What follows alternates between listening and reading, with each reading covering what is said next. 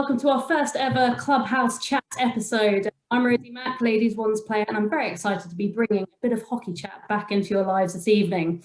The whole idea around Clubhouse chat has stemmed from the fact a lot of us are missing spending time with our hockey family at the Clubhouse and just putting the worlds to right with a cheeky tipple after our games on a Saturday eve. So we thought, as we can't play hockey just yet, why not recreate that Clubhouse vibe virtually? So hoping all of you out there that are, missing OGs and want a bit of hockey love back in your lives will join us, kick back, have a beer and listen to some of our OG legends talked about their favourite hockey moments with a few tunes along the way. So without further ado, let me introduce you to our first two ever guests, James and Jonny. So evening, guys. Welcome to the Clubhouse. How are you both this evening? Evening. Yeah, good.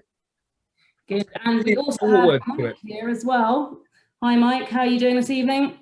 Very good, very good. Smiley, happy. It's Friday night. It's no work, and then not a lot to do over the weekend. But hey, life's good. Happy. I thought that was Turville for a minute there. No, he said happy. Yeah, so it's great to have you all here. Look, so we're going to do a bit of scene setting to try and recreate that club atmosphere. So it's Saturday night. We've just finished a fantastic game of hockey and OGs have obviously won. And everyone has come back to the club to celebrate. So what I want to know is, do your celebrations start in the showers? Probably already started, to be honest. Conversations walking back to the clubhouse that are never really hockey related if we've won, let's be honest. It's about what's happening next. And I think with the OGHC firm, there's probably already some, and obviously the school will never know about this, there's some help and lubrication on the way. Nice to hear. And what about yourself, Jonny? Well, sadly these days I don't get to have a shower because I don't actually get to play that much. So sadly my first interaction into the clubhouse after the game is normally trying to bite my tongue and being polite to umpires who have just ruined my afternoon / evening, or helped on the odd occasion as well. But it's always good to come back, especially in recent years when we've done the evening games, to come back to a full clubhouse and just praying that the electrics don't trip out every 10 minutes. So what about yourself, Mike? Do you try to hold a bit of professionalism when you come back to the clubhouse?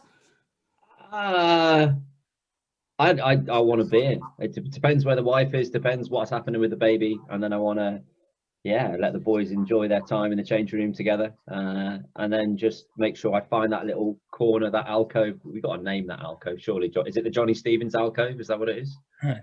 Not yet. It's not the memorial stalls yet. But I was going to say, is there a story behind that? No, not yet. Okay. Just the area where the old boys sit and stand and have a beer after the match, and Tim's like to come and join us.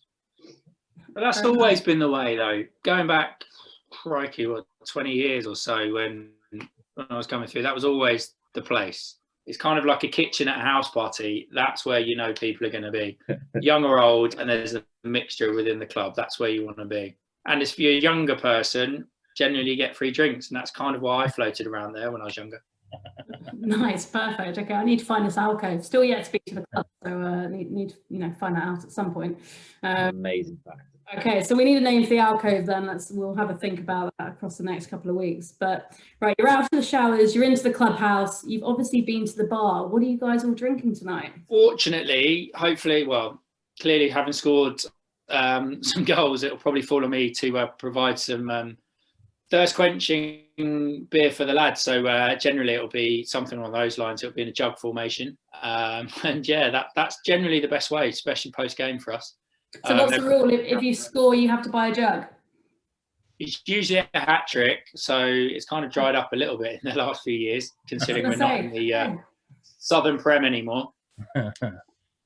Okay, so jug for a hat trick. So it's been a big game for you then, James. Jonny, what about yourself? What are you drinking tonight? Well, this evening, in slightly more settled environments, it'll always be a nice glass / bottle of Vin Rouge. But after the game, when we started the club, we used to have the bar used to be run by a guy called John Champion, and Champs was a lovely guy, most miserable man in the world. But the one thing he always did was we always had a bottle of the month. I mean, invariably it was Labatt's. But it was always £1.20 a bottle, and this was back in the days when beers in the clubhouse, and then everyone left en masse into Weybridge, up the hill to the horrible one of the horrible nightclubs, but it's no longer there anymore. And it would just be 10 bottles of the month, thanks champs, and away we go. But sadly, we don't have champs anymore, and the prices have definitely gone up. There's always Sullivan's, wasn't it? Afterwards, I remember frequenting that and not being a particularly good way come the next when my dad picked me up, that's for sure. Yeah, well, it would come out the school, turn left, and then kind of work your way up the high street, because the embassy used to be at the top of the hill, next to what is now what used to be Casa Romana. I don't know what the restaurant's called now, but which was owned by an old Georgian, by the way, the embassy. Did you know that? It used to be a ballet. All I remember is it was a ballet school. It had lots of mirrors, and so you could see some things that you could never forget. Nice. Talking about. There's some wonderful stories, and I'll tell you a story about Will Glover on a very different day. So it sounds like you kind of already answered that. I was going to say, is it likely to be a big one this evening, as in you're going to get taxis home, or do you have some self-composure on these clubhouse after game nights? I think it's gone full circle, and Steve will agree with me here. The original element of the club, it was very family orientated. It was very, you go hard on the pitch, and you probably go harder off it, to be fair, knowing some of the guys.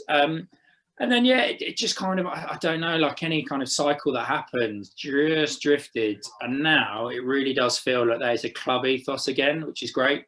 And coming back into it from when I took a sabbatical, shall we say, that was one of the big pushes. It's actually that club mentality, and it is. You have people travelling from East London. You've got people travelling from all over the place who actually want to stay and hang around people, and that's a testament to what's been rebuilt within the club. I think you're right. I think definitely, kind of in the early years, it was an awful lot easier. When we just had a handful of sides, everyone played on a Saturday, everyone was of a similar age, and then, as I say, we kind of drifted through Weybridge en masse, kind of 40, 50 of us into wherever we ended up, or even in the earlier days into Putney or Fulham, Crazy Larry's, or some other places where people got chucked out of. So as James says, it's wonderful now that before we would always be in Sullivan's or the Queen's Head, and now in the last 5-6 years that the club has found its new spiritual home at the Crown around the corner, with a welcoming barman, lots of chicken wings and lots of ale. So I think it's always difficult when a club goes from being a purely Saturday side to going into National League and then having to have that Sunday dilemma. Wings aren't on the menu at the Crown, by the way, just to put you out there. What? If you go in and ask for the wings, they don't know what you're talking about. Okay, so big ones, yeah, okay, it's become more of a family club now. Everybody wants to stay back at the clubhouse. Nice to hear. So you've got your beer, you've got your jug in your case, James, because you scored a hat trick. Well done. And you're off to sit down in the club. Who are you sitting with? Who's next to you? Who are your teammates there? To be honest, it's who I go and sit with now. There's I'm kind of the old guard, so I go and chat to the people that have come and watched, and I chat to a little bit of Steve, and if I get dragged in the corner by Mike to kind of debrief, that's usually one thing. But it's very tricky to pick out kind of one group. There's been a time with Wardy, definitely, but then you've got some road people over the last few years that have always liked a few drinks and kind of have a chat. Nick Burns being one of them, that's an absolute nightmare when you're training and playing with him, but off it was a good lad. And likewise, I can't go any further without saying Cooper. Nick, when he was there, was kind of the life and soul for such a small chap. What about you, Jonny? Well, as I say, sadly, I have responsibilities after the game, so it's how quickly I can chat to some of the umpires, and sadly some of them I do get on with now, but maybe that's just because I'm mellowing in my age and not being so abusive. But I think the great thing is, after a first team game, is the people from the rest of the club that are there, and whether President is there, or people like Burgie and a lot of the twos who come and support a lot, and Topsy and his cronies, and Rooney, people like that. So it's great whenever you walk into the clubhouse, because you know you're going to have different pockets of people, and you can easily circle around and have a beer with lots of people. But I'd love to get to a point where we were playing more of these Saturday night games, and then we could be a bit more involved in the fabric of the club on a Saturday. But yeah, you're never short of someone to have a beer with, thankfully. Yeah, that's nice to hear. Mike, what are you debriefing James on in the corner? Stats. How amazing his hat-trick was. Right, how okay. he scored the same goal twice against Brooklands now, and they still don't understand what he's doing. So a lot of Probably brown how noise. someone's tried to, yeah, basically probably how someone's tried to bully him, or he's taken a dive somewhere. But no, he builds me up so that come Tuesday he can absolutely slaughter me on video somewhere. It's absolutely fine. I've seen the pattern by now. There you go. There you go. Love a shit sandwich. Feedback's a gift. Feedback's a gift, Mike. So okay, so you're sitting Less than there. 2 nights, Mac. Thank you. So you're sitting there.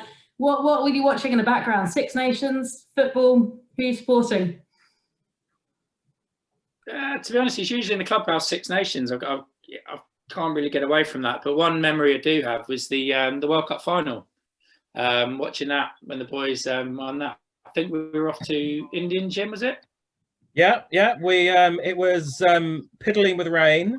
It was a morning game, and we bacon sandwiches and watched the rugby. It got a little bit. I got a little bit jittery at the point where it went to extra time, because we had to get over to Indian Gym, and I was worried we were going to be late for the game. So yeah, that got a bit hairy. And then I think the next day we were actually off to Loughborough, and we played in a cup game up there somewhere. But yeah, that was a good memory. Nice. And so I take it you're all supporting Scotland to win the Six Nations this year, though? Well, I mean, I think there are two ways of looking at that. It's yes. Definitely looking at my Irish heritage now, rather than the English side after last week's performance. But, yeah, fair enough. Okay, so I think you may have already answered it, Jonny, but I was going to ask, who's the one that's like complaining about the umpiring decisions in the game that's just happened? It sounds like it's you. No, he's just sat down again. Yeah, well, bullshit. I mean, there's a wonderful phrase here about glass houses and stones. I definitely. So I've been the manager or involved in the management since 2003 or 2002, something like that. And I will put my hands up. I have received a red card, and I wasn't even on the pitch. Well, I was on the pitch, but I wasn't in. That was the problem. I wasn't in hockey kit. But Okay. I think I've definitely mellowed. I mean, I think we've got one of the most famous judo playing hockey players on screen, who was outed nationally on TV. But Is that the I think Australian moment? Well, he's taken that off me now. I keep throwing that in on Instagram deliberately so that people watching rugby tackle someone and forget about the incident. Well, we needed to beat Canada, and I tackled him, and I wanted to go one way, and he wouldn't get out of the way, so I removed him from my vicinity. And yeah, it looks probably worse than it is, but I have got a great picture where you could turn it up either way, and you wouldn't actually know what was going on.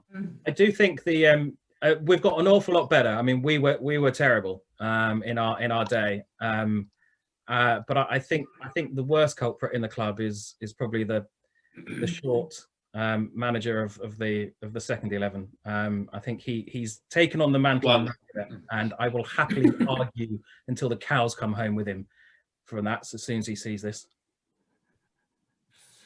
Good to know. Okay, we'll tag him in it and see what happens. And then I feel like, again, it's already been answered as who's going to be bragging about how well they played and the goals they scored. It feels like it's you, James. You've already... No, it's a team game.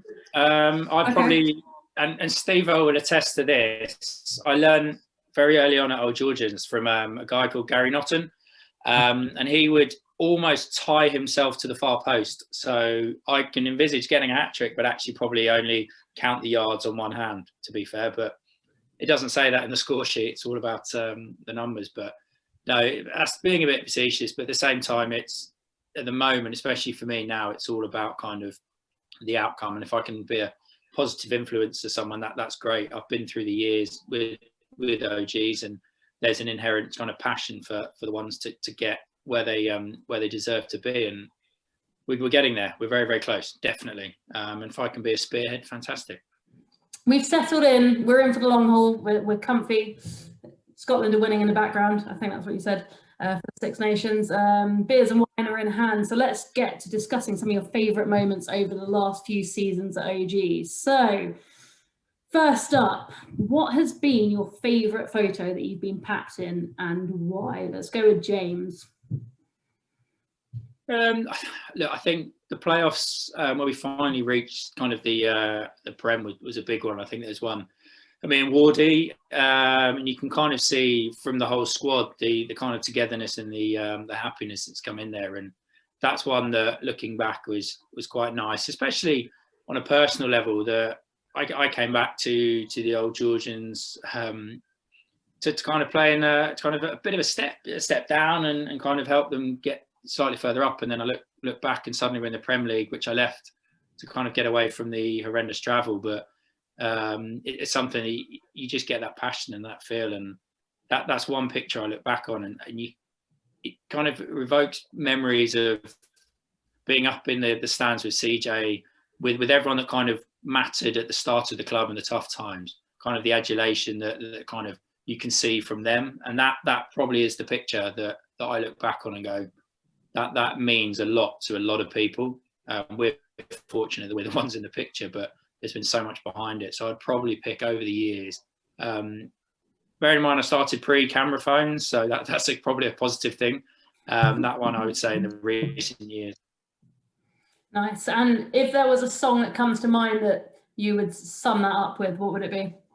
Oh, there can only be one song, and it's got to be the Venga Boys, and the whole kind of season where we went unbeaten, we went through the whole thing. There was a certain contingent that seemed to manage to get control of the speaker, and the Venga buses come and got played every time we won, and so it's kind of ingrained in our head. It's a bit like water torture. It was just constant. So you hear that song, you get a little wry smile, but then you realise you don't want to be caught in public listening to it.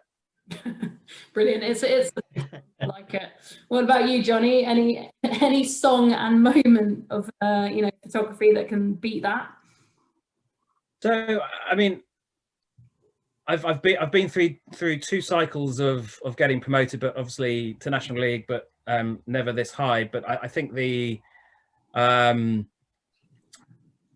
are two moments from Lee Valley, and one of them's a video on my that someone took in the crowd after the final whistle against Havant, and I'm just on my knees crying when Titch comes up to me, and it's just a massive outpouring of relief, having put in so much time and effort over the years.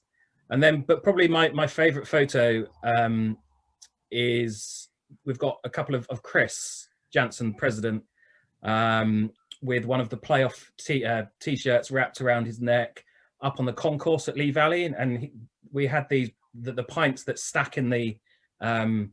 And Yeah, he's walking up. He's just been to the bar. He's just bought everyone the 100th round that he's bought that day, and he's got like 20 beers, and he's just so playful. Who's going to play with me now? And bearing in mind, the game was at like 9 a.m. that we secured Premier League hockey. And so this was about 11 o'clock, and everyone had about 6 or 7 pints by the time the yard arm went past noon. But just to be able to give back to someone like Chris, Woozy who were there. It was really special, and that day we got to spend pockets of time with lots of different people who had helped us. So yeah, that will go with me to the grave that day. Nice. And so what's the song? So the song, so probably, I mean, the first time around when we got promoted, it was, and I should have looked this up, so apologies. But it was Hey Baby. Yeah, okay. Are you going to sing it? Sadly, doctors not allowed. Fair enough. But we had that, and we had You're Just Too Good to Be True, and that was adapted to Old Georgians as well. But that was kind of more back in the early 2000s. And was that the Manchester playoffs? Exactly. So the first time around when we got promoted through the playoffs in Manchester, we were in the Marriott Hotel. Yeah. And we had the squad. We had about 50 supporters all staying there. We won. I have actually got this written down just in case anyone had forgotten. Did we have to play Sheffield University Bankers on the last day, and you wouldn't let me go out? Like you let Louis, Jez Sutton, everyone else. I got sent back to my room, and we'd already been promoted. Close. So on the 4th of May, which was the bank holiday, so it was the Sunday, we beat Bankers 3-1, and that got us promoted. And then we were playing Leek on the Monday morning at 10 a.m. and we had to pick the people who were the most sober. And I'll always we lost 6-2, and goalie Andrew Howe was in goal. He was the backup keeper. And I'll always remember him diving the wrong way as I can't remember who it was for Leek. Dragged one in the rigging, and goalie's just gone that way. The ball's gone that way, and we're just like, let's just get through this game. Are we allowed to mention his party trick? Not on this episode, though. Okay, perfect. Shame, but sounds good. So I'm going to have to hand this over to Mike, I think. Mike, do you want the Venga Boys, or do you want Hey Baby as the song that we will play on this episode? I think, unfortunately, Jonny's going to have his day again, and therefore, unfortunately, the Venga Boys is gonna win this one, because I heard it so many times, and it will haunt me until the day I die. So that is my memory of that particular season, whether I want it to be or not. So yeah, I think that's it. I think that's the Desert Island Days. Venga Boys it is then. So but just to add to that story, one of the main protagonists, Noah Sharples, actually contacted the Venga Boys' agent to see how much they would charge to come and play at the end of season 2. And it was like 50 grand, and he was trying to badger Titch. He was like, come on, we can do this. But that season, our end of season 2 was at Hobridge Golf Club in a room the size of a broom cupboard, so I'm not sure it would have been a great place for them to play. They were inquired about.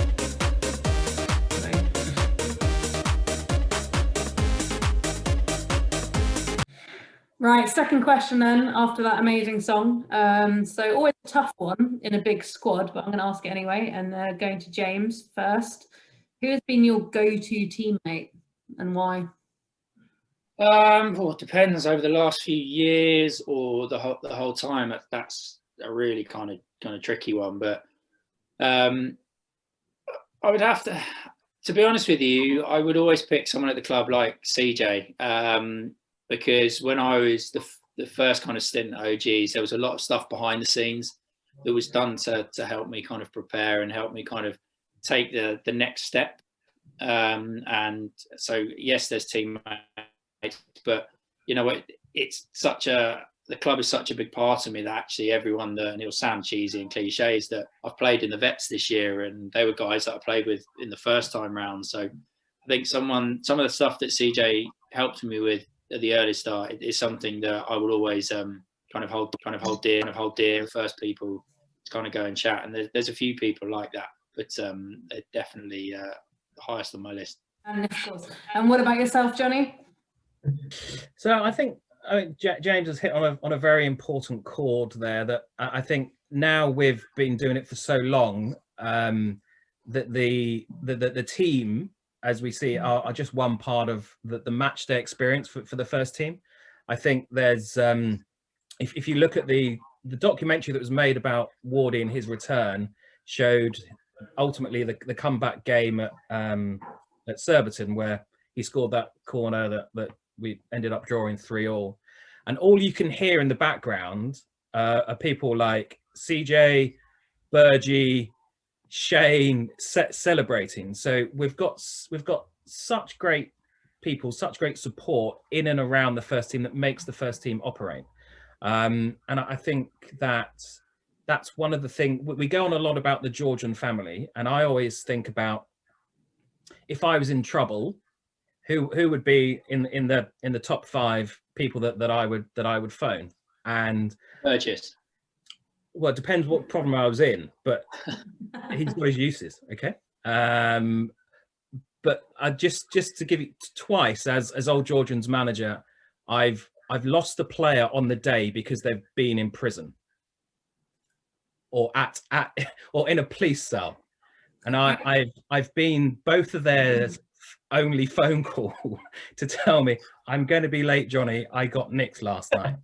But the 2 stories about that, I again, might be for it's fine, we'll bring them on for next week's episode. I think that might be a very, very different late night episode. But the thing that we have is, and we go on about the Georgian family, is there are so many people in and around that we've all had a very special shared experience with over the 25 years, and I don't think any of us would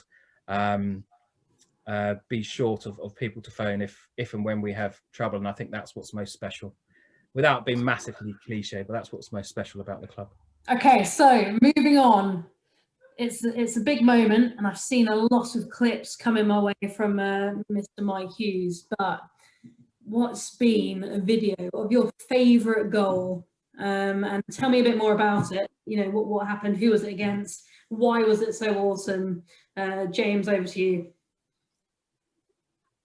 Yeah, it's a tricky one. There's been loads, which sounds a little bit arrogant, over the years, because I've spent that many years at Do you know how many it's been, James?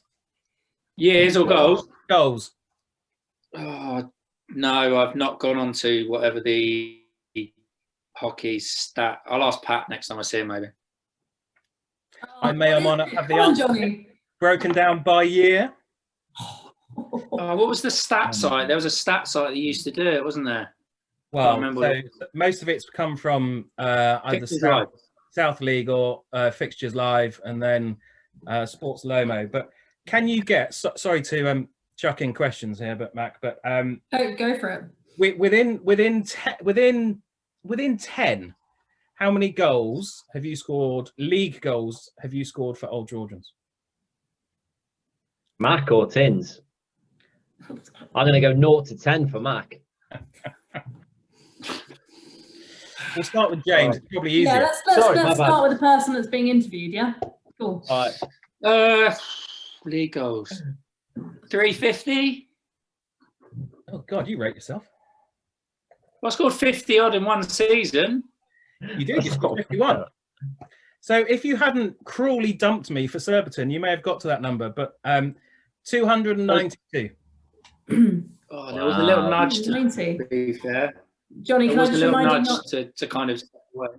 Sorry, I was going to say, Jonny, can I just remind you not to swear on this, please? So Surbiton is not acceptable. Yes, I was going to say. I've been really. Yeah, no swearing. Thank you. Sorry, James. Surbiton and Wimbledon, you cannot say.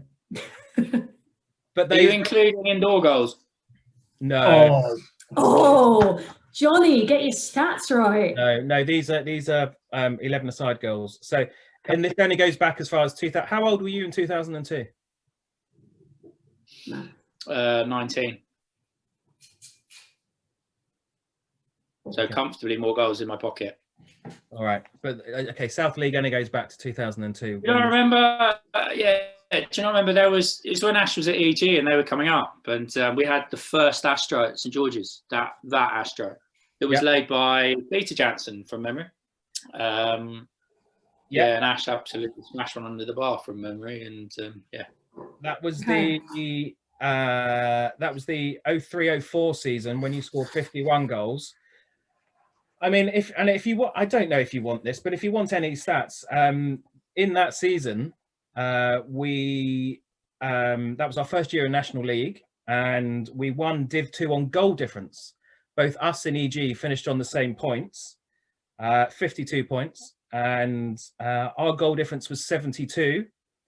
EG's was 52, and Tins scored 51 goals, of which 32 were corners. Yeah, bendy sticks though from memory. So do you remember in the playoffs, we played cross sticks? Oh yes. And Hughesy, you'll know this guy, Paul Dover. I know Ben Dover very well, yes. Played with him for a season. So he was literally kicking lumps out of people. So how old were you then, Tind, in that year? So you were 20, right? Yeah, it would have been. So they were quite ballsy, and they were pushing James further and further out on the reverse stick, and we were just on this. I just remember standing there with Woozy going, "That's fine, that's fine, that's fine," as he went reverse stick into the rigging, and we won 2-1. That was the first game of the playoffs to get promoted in 2003. Love that. Have you got a video of it though? No, videos didn't exist. Video phones definitely didn't exist in those days. Kind of ruins the question. Hey, I'm asking for some video evidence. I can give you one with video evidence that Mike has probably got. Titch's goal at the playoffs, where Orbs has hit it, and Titch has terribly overrun it. But he's then just tapped it behind his back, and it's gone in. And then at the bottom of the screen, you can see me celebrating. And that was mainly because of 3 or 4 years of absolute hell Haven't gave us for a certain incident that we won't talk about, of Tins wearing jeans and pretending to be injured. So James's favourite video. I was there. I was at Lee Valley, and Okay, to be fair, there is a Haven't issue, I suppose. It's just that friendly rivalry, and it's always happy when you come out on top. Of course. Okay, haven't is another swear word then? Yes. Okay, good to know. Fine. So James, your video moment then, your goal that you remember.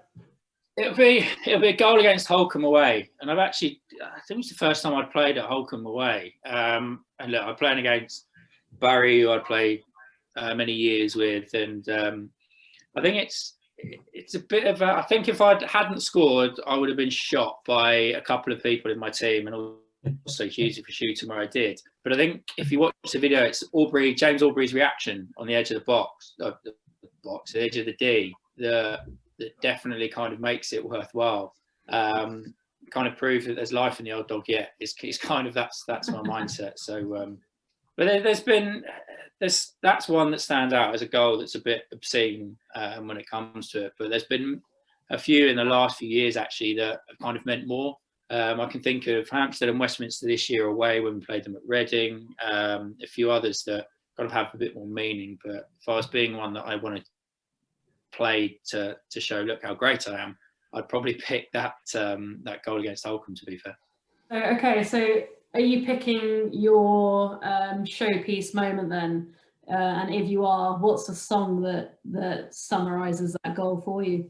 Oh, definitely, yeah. So what's the song? I'd go back to Venga Boys, to be honest. Trying to get it on. It's going to constantly.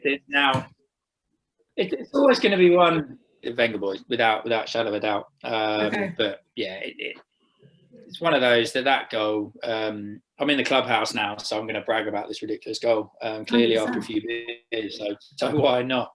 But yeah, that's definitely. Okay. Although I did score a good one for the Vets this year, but people probably wouldn't really want to hear about that. The Vets might.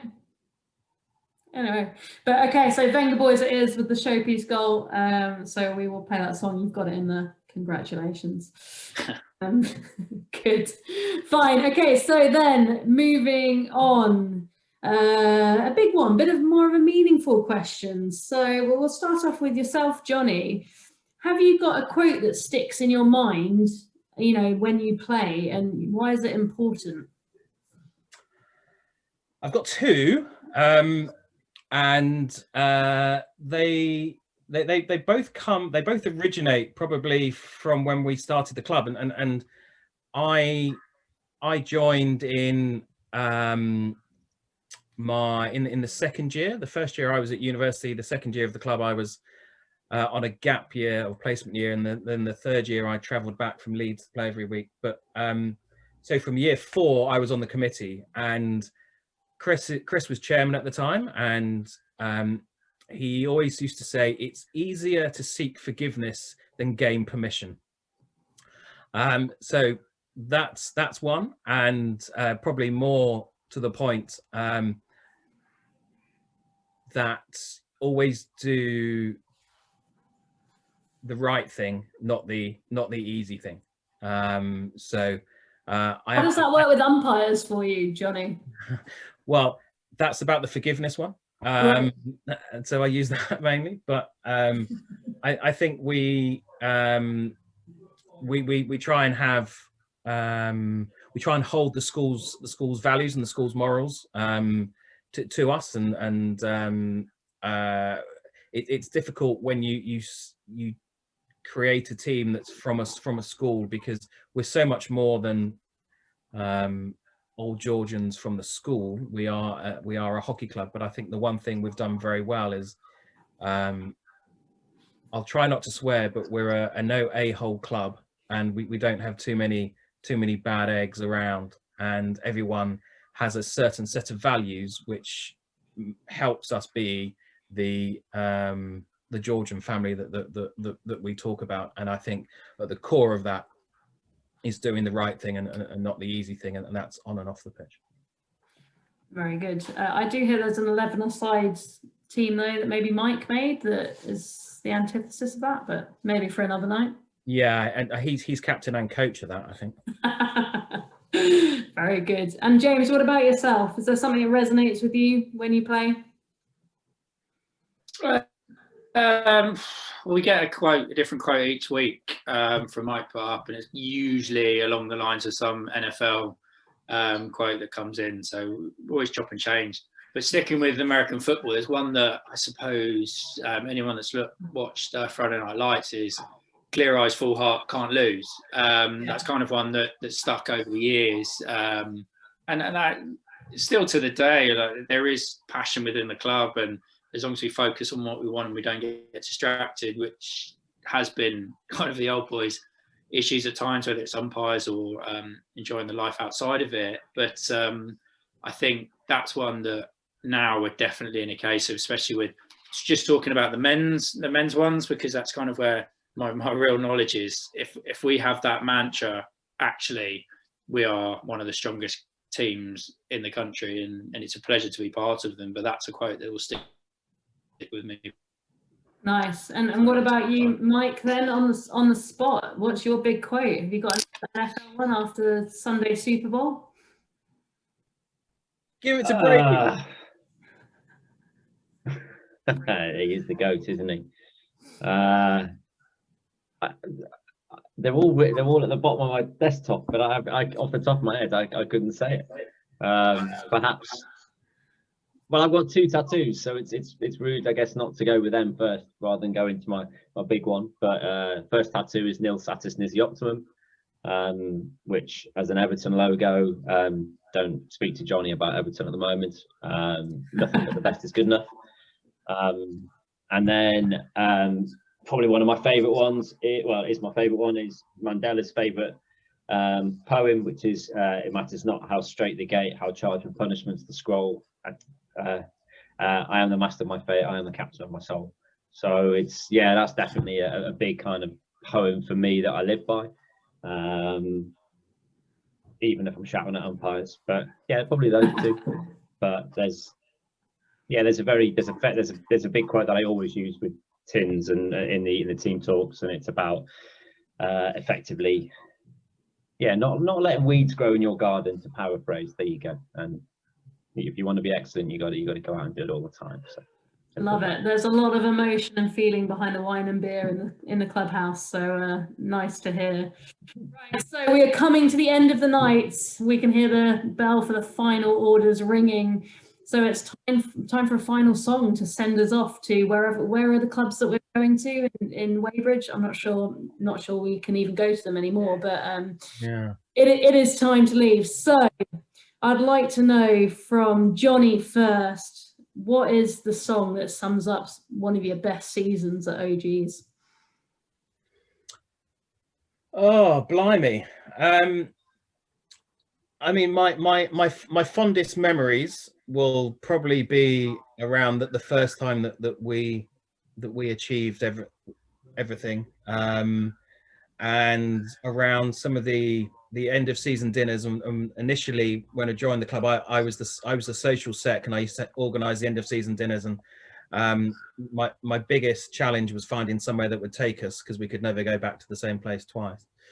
But well, I did book one place under 2 different names, and one of them I told them it was Greg Kovich's wedding, but that's another story. But yeah, I'm afraid I'll have to stick with it. You're Too Good to Be True. I Can't Take My Eyes Off of You, the adapted version, a bit like the New York, everyone in a circle at the end. But yeah, never been one for singing. Nice.